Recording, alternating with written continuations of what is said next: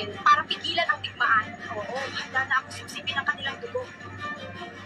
Pupunta na tayo sa Israel. Oo, ang saya-saya.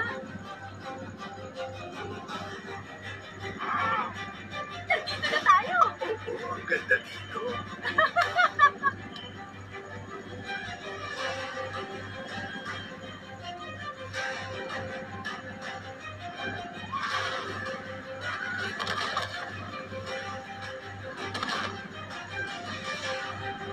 Kailangan nating iligtas ang lahat ng mga manggagawang Pilipino at ibalik sila sa Pilipinas. Oo, kailangan natin gawin ito dahil abala ang ating gobyerno sa impeachment ng Vice Presidente.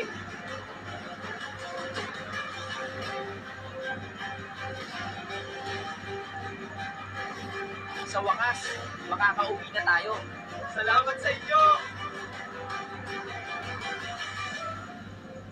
Kailangan ko nang bumalik sa Sikihor. Ako naman, babalik na ako sa Capiz.